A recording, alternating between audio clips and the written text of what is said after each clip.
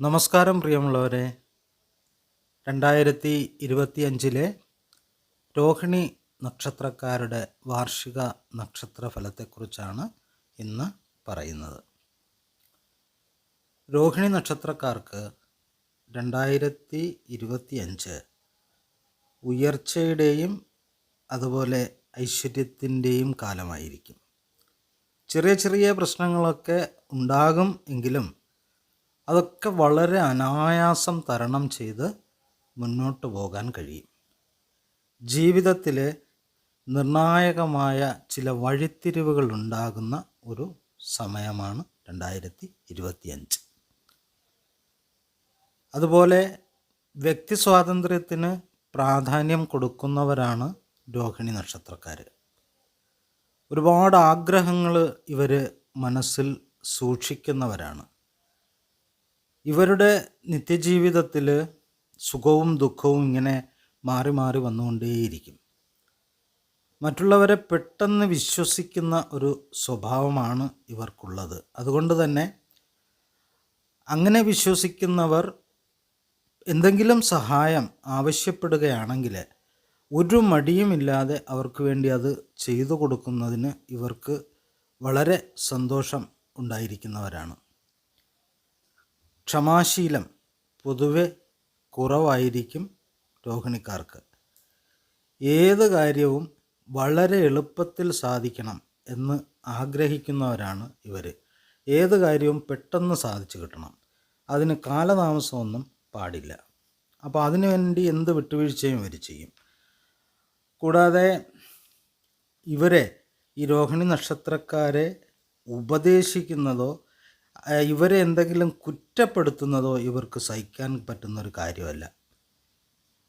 അതുപോലെ പുണ്യസങ്കേതങ്ങളിലൊക്കെ പോകാൻ ഇഷ്ടപ്പെടുന്നവരാണ്. അതുപോലെ ഈ ക്ഷേത്രങ്ങളിലേക്കും അനാഥാലയങ്ങളിലേക്കൊക്കെ സംഭാവന നൽകാനും ഇവർക്ക് വളരെ സന്തോഷം കാണിക്കുന്നവരാണ്. പിന്നെ ഇവർക്ക് നാഡീസംബന്ധമായിട്ടൊക്കെ ചില അസ്വസ്ഥതകൾ, വാദം, അതുപോലെ ഞരമ്പ് സംബന്ധമായിട്ടൊക്കെ ചില അസ്വസ്ഥതകളൊക്കെ ഇവരെ ഇടയ്ക്കിടയ്ക്ക് ഇങ്ങനെ വിഷമിപ്പിക്കും. അപ്പോൾ ഇതിനു വേണ്ടി അവർ ആയുർവേദ ചികിത്സയും അതുപോലെ തന്നെ അലോപ്പതിയും, ഇങ്ങനെ ആയുർവേദത്തിൽ കുറയാത്തപ്പോൾ അലോപ്പതിയിലോട്ട് നോക്കും. അലോപ്പതി ഒന്നും ശരിയാവുന്നില്ല എന്ന് കണ്ട് വീണ്ടും ആയുർവേദത്തിലോട്ട് വരും. അപ്പോൾ അവരിങ്ങനെ മാറി മാറി ഒരു പരീക്ഷണം പോലെ ഇങ്ങനെ ഇടയ്ക്കിടയ്ക്ക് പരീക്ഷിച്ചുകൊണ്ടേയിരിക്കും. അപ്പോൾ അതൊക്കെ ഒഴിവാക്കണം. ഏതെങ്കിലും ഒരു ചികിത്സയിലൊക്കെ ഉറച്ചു നിന്ന് ഈ വിഷമതകളൊക്കെ മാറ്റിയെടുക്കാൻ ശ്രമിക്കണം. അതുപോലെ ജോലിസ്ഥലത്ത് മേലധികാരികളിൽ നിന്നൊക്കെ ചിലപ്പോൾ അപ്രീതിക്കൊക്കെ ഒരു കാരണം ആവാനിടയുണ്ട്. മേലധികാരി വളരെ നമുക്ക് മനോവിഷമം ഉണ്ടാകുന്ന തരത്തിലൊക്കെ ചിലപ്പോൾ സംസാരിച്ചെന്നിരിക്കും. അത് നമ്മുടെ കൂടെ ജോലി ചെയ്യുന്ന സഹപ്രവർത്തകരായിട്ടുള്ളവർ കാരണമായിരിക്കും അങ്ങനെയൊക്കെ സംഭവിക്കുന്നത്. അപ്പോൾ അതിനുവേണ്ടി പിന്നീട് അവരുമായിട്ട് എന്തെങ്കിലുമൊക്കെ പ്രശ്നങ്ങൾ ഉണ്ടാക്കാനൊക്കെ സാധ്യതയുണ്ട്. അപ്പോൾ അതിൽ നിന്നൊക്കെ ഒഴിവായി നിൽക്കുക. ഈ അപ്രീതിയൊക്കെ ഉണ്ടാകുന്നത് താൽക്കാലികമാണ്. അതെല്ലാം നിങ്ങൾക്ക് തരണം ചെയ്ത് മുന്നോട്ട് പോകാൻ സാധിക്കും. അതുകൊണ്ട് അതിനെക്കുറിച്ച് ഓർത്ത് വിഷമിക്കേണ്ട ആവശ്യമൊന്നുമില്ല. അപ്പോൾ ഏത് കാര്യത്തിനു വേണ്ടി ധൈര്യമായിട്ട് ഇറങ്ങി ശ്രമിക്കുകയാണെങ്കിൽ നിങ്ങൾക്ക് വിജയം 100% ഈ 2025 ഉറപ്പായിരിക്കും. പിന്നെ ചെറിയ ചെറിയ മനോവിഷമങ്ങളൊക്കെ ഇതിൻ്റെ ഇടയിൽ ഇങ്ങനെ വന്നുകൊണ്ടിരിക്കുമെങ്കിലും നിങ്ങൾ ഏത് കർമ്മ മേഖലയിലാണോ പ്രവർത്തിക്കുന്നത് ആ മേഖലയിൽ നിങ്ങൾക്ക് വളരെയധികം പുരോഗതി കൈവരിക്കാൻ ഈ 2025 സാധിക്കുന്നതാണ്. അതിനെക്കുറിച്ച് ഓർത്ത് നിങ്ങൾ വ്യാകുലപ്പെടേണ്ട ഒരു ആവശ്യം ഉണ്ടാവില്ല.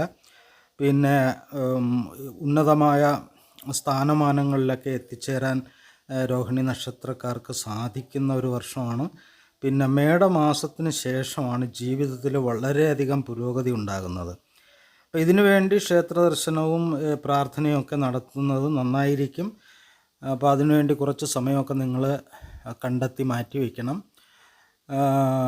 അതുപോലെ ചിങ്ങമാസത്തിന് ശേഷമൊക്കെ തുടങ്ങുന്ന ബിസിനസ് സംരംഭങ്ങളൊക്കെ ഉണ്ടല്ലോ, വളരെ പെട്ടെന്ന് തന്നെ പുരോഗതി പ്രാപിക്കുകയും നമ്മൾ വിചാരിക്കാത്ത ഒരു പോക്കായിരിക്കും. അതായത് നല്ലൊരു ഗുണഫലമായിരിക്കും അതിൽ നിന്നൊക്കെ ഉണ്ടാകുന്നത്.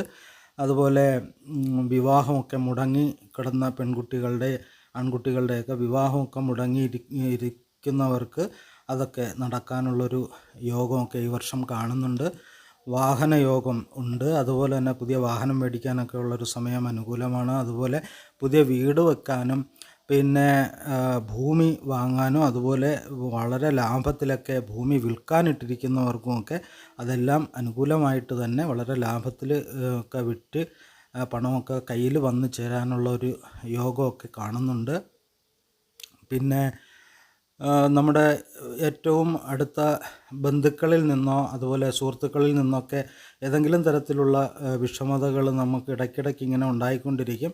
അപ്പോൾ അതേക്കുറിച്ച് ഓർത്തൊന്നും ഒരു വ്യാകുലപ്പെടുന്ന ഒരു സ്വഭാവം ഈ രോഹിണിക്കാർക്കുണ്ട്.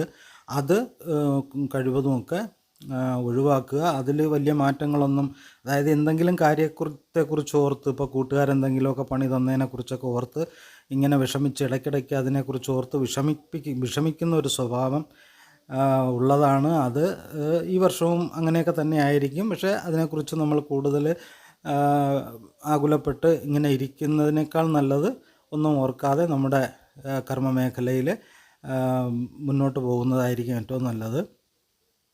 പിന്നെ ഉള്ളതെന്ന് വെച്ചാൽ ഇവരുടെ ജീവിതത്തിൽ ഏറ്റവും പ്രാധാന്യം കൊടുക്കുന്നത് സ്വന്തം അമ്മയ്ക്കായിരിക്കും. സ്വന്തം അമ്മയെന്നല്ല, അമ്മമാർക്ക്. എന്നാൽ ഏറ്റവും കൂടുതൽ പ്രാധാന്യം സ്വന്തം അമ്മയ്ക്ക് കൊടുക്കും. അമ്മയെ നന്നായിട്ട് നോക്കും, അവരെ ശ്രദ്ധിക്കും, അതിനൊക്കെ ഇവർ സമയം കണ്ടെത്തും. അമ്മയ്ക്ക് വേദനിക്കുന്ന യാതൊരുവിധ പ്രവൃത്തിയും ഇവരുടെ ഭാഗത്തു നിന്ന് ഉണ്ടാകാതിരിക്കാൻ ഇവർ വളരെയധികം ശ്രദ്ധിക്കുകയും ചെയ്യും. അപ്പോൾ പിന്നെ അതുപോലെ തന്നെ പുതുവർഷത്തിൻ്റെ ആരംഭത്തിലാണ് വ്യാഴം ജന്മരാശിയിൽ കൂടിയാണ് സഞ്ചരിക്കുന്നത്. അത് മെയ് മാസം 14 ആകുമ്പോഴേക്കും, മെയ് മാസം 14 മുതൽ തന്നെ അത് 2ാം ഭാവത്തിലൂടെ വ്യാഴം സഞ്ചരിക്കുന്നുണ്ട്. പിന്നെ ഒക്ടോബർ മാസം 19 തീയതി മുതലാണ് 3ാം ഭാവത്തിൽ വ്യാഴം കർക്കിടകം രാശിയിൽ ഉച്ച ബലത്തോടു കൂടി ഇങ്ങനെ സഞ്ചരിക്കുന്നത് കൊണ്ട് തന്നെ കുടുംബത്തിൽ സന്തോഷവും അതുപോലെ സന്താനങ്ങൾക്ക് വളരെ അധികം അഭിവൃദ്ധിയും ഉണ്ടാകുന്നതിനുള്ള ഒരു സാധ്യതയാണ് കൂടുതലായി കാണുന്നത്. അപ്പോൾ സാമ്പത്തികമായിട്ട് വളരെ മെച്ചപ്പെടുവാനും അതിലൂടെ മനസ്സന്തോഷത്തിനുമൊക്കെ ഈ 2025 കാരണമായിട്ട് വരും. പിന്നെ സാഹിത്യത്തിലും കലയിലുമൊക്കെ പ്രവർത്തിക്കുന്നവർക്ക്, സാഹിത്യത്തിലും കലാരംഗങ്ങളിലുമൊക്കെ പ്രവർത്തിക്കുന്നവർക്ക് അനുകൂലമായിട്ടുള്ളൊരു സമയമാണ്. വളരെ ഉയർച്ച അവർക്കുണ്ടാകും. വിദ്യാർത്ഥികൾക്ക് അനുകൂലമായ സമയമാണ്. പൊതുവെ കുറച്ച് അലസതയും മടിയും ഒക്കെ കാണിക്കും. അതൊക്കെ ഒഴിവാക്കി നല്ല രീതിയിൽ പരീക്ഷകളിലൊക്കെ പഠിച്ച് പരീക്ഷയൊക്കെ എഴുതി കഴിഞ്ഞാൽ ഉന്നതമായ വിജയം നേടാൻ സാധിക്കും.